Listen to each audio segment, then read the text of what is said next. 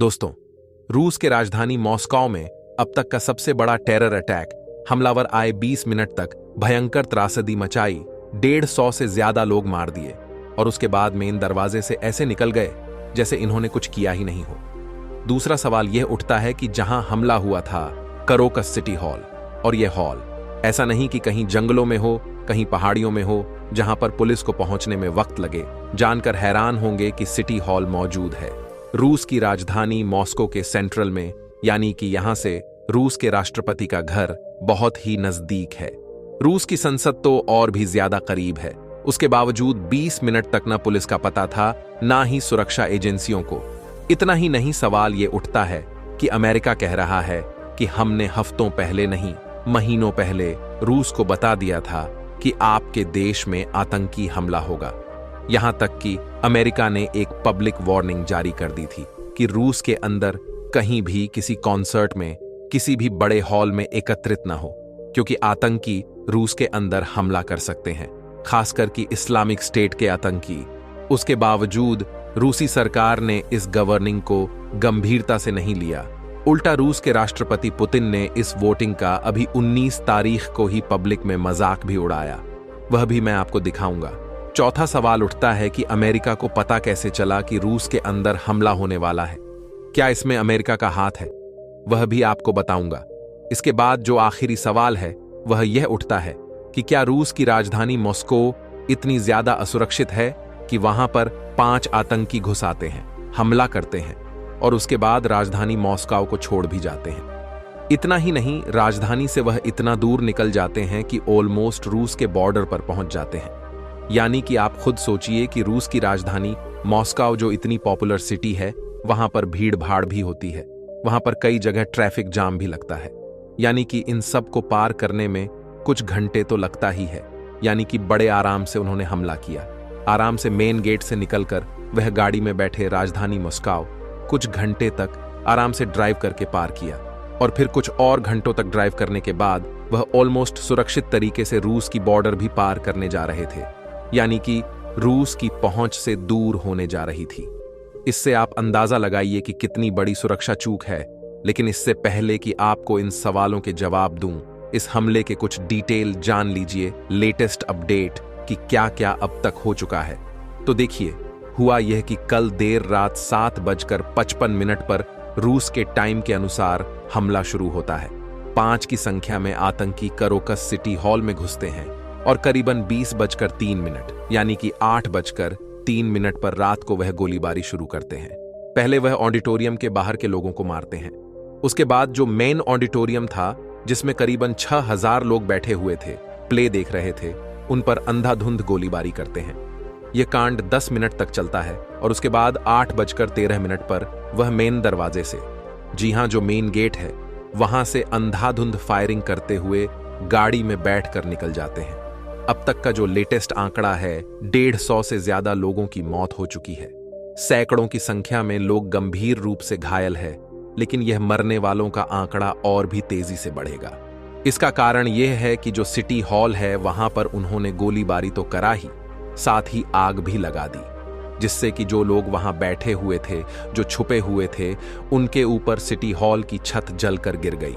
और इस वक्त रूसी अथॉरिटीज मलबा हटाने का काम तेजी से कर रहे हैं, ताकि अगर कोई जिंदा निकले तो उसे जल्द से जल्द बचाया जा सके।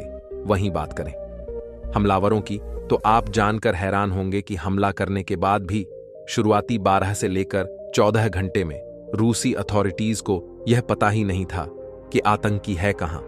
वह तो भला हो रूस के बरिंग्स राज्य के पुलिस अफसरों का, जिन्होंने हमले के बाद एक इलाके में नाकाबंदी करके रखी हुई थी और वहां पर इन आतंकियों की गाड़ी गुजर रही थी।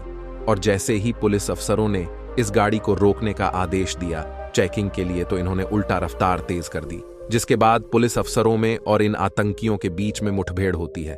और जो पुलिस अफसर हैं, वह जबरदस्त लोहा लेते हैं आतंकियों से, जिनमें से एक को वहीं पर मार गिराया जाता है। 4 गाड़ी में भाग जाते हैं। लेकिन उसके बाद पुलिस अफसर सेना को, स्पेशल यूनिट को इन्फॉर्म करते हैं कि यहां से आतंकी गुजरे हैं। उसके बाद स्पेशल ऑपरेशन चलाया गया और अब तक 3 आतंकी जिंदा पकड़े जा चुके हैं और एक की तलाश अभी जारी है। वहीं यह भी कंफर्म हो चुका है कि ये पांचों ही आतंकी ताजिकिस्तान से थे। जी हां, ये ताजिकिस्तान से थे। इनमें से कुछ तो रूस की राजधानी मॉस्को में ही काम करते थे। वहीं बात करें हमले की, तो इस हमले की जिम्मेदारी ISIS ने ली है, यानी कि इस्लामिक स्टेट ने। और वहीं जब इंट्रोजिशन हुई है तो कुछ वीडियोस भी निकलकर सामने आई हैं इन आतंकियों की, जिनमें से एक ने बताया है कि हमें टेलीग्राम के जरिए रिक्रूट किया गया था। उसके बाद हमें करीबन $5000 देने का वादा किया गया और हमें हथियार दिए गए और यह काम करने को कहा गया। लेकिन रूसी उसकी एजेंसियां अभी इस पर विश्वास नहीं कर रही हैं। इसीलिए रूस ने कहा है कि हमने एक स्पेशल जांच कमेटी बना दी है जो कि इसकी जांच करेगी और फाइनल रिपोर्ट राष्ट्रपति पुतिन को सौंपेगी। वहीं बात करें राष्ट्रपति पुतिन की, तो करीबन 20 घंटे बीत चुके हैं। उनकी तरफ से एक भी शब्द नहीं आया है इस मामले पर, और आने वाले कुछ घंटों के अंदर पूरी संभावना है कि पुतिन जब आखिरी आतंकी पकड़ा जाएगा उसके बाद राष्ट्र को संबोधित करेंगे। फिर तब कुछ और बातें पता लगने की भी संभावनाएं हैं। इसी बीच अमेरिका ने भी खुलासा किया है, जैसा कि आप स्क्रीन पर देख सकते हैं। अमेरिका ने कहा है कि हमने इस हमले की जानकारी महीनों पहले रूस को दे दी थी कि कुछ आतंकी है जो आपके देश में हमला कर सकते हैं, इसलिए सावधान रहिएगा। लेकिन रूस ने कोई रिस्पॉन्स नहीं दिया। उसके बाद आप स्क्रीन पर देखिए, अमेरिका का जो दूतावास है रूस के अंदर, उसने बयान जारी किया था अब से कुछ ही हफ्तों पहले कि कोई भी अमेरिकी नागरिक रूस में किसी भी पब्लिक मीटिंग में या किसी भी रैली में, इसके अलावा किसी भी कंसर्ट हॉल मॉल में न जाएं, क्योंकि एक आतंकी हमला होने की संभावनाएं हैं। इसके बाद जब 19 मार्च को, यानी कि अब से मात्र 4 दिन पहले, व्लादिमीर पुतिन से पूछा गया कि अमेरिका कह रहा है कि आपके देश में आतंकी हमला हो सकता है और वह वार्निंग जारी कर रहे हैं, तो इसका पुतिन ने कहा था कि यह सब बकवास है।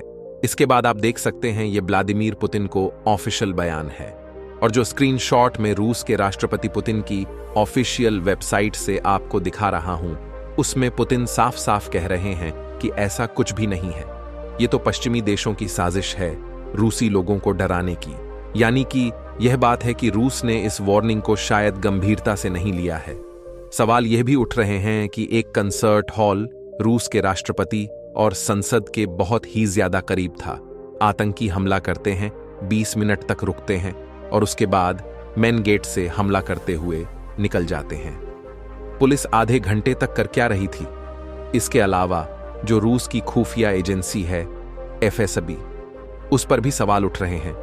लोग कह रहे हैं कि चलो, पुतिन में सीरियसली नहीं लिया, वह तो पॉलिटिशियन है, लेकिन आप तो एक खुफिया एजेंसी हो, आपको तो इस चीज को क्रॉस चेक करना चाहिए था।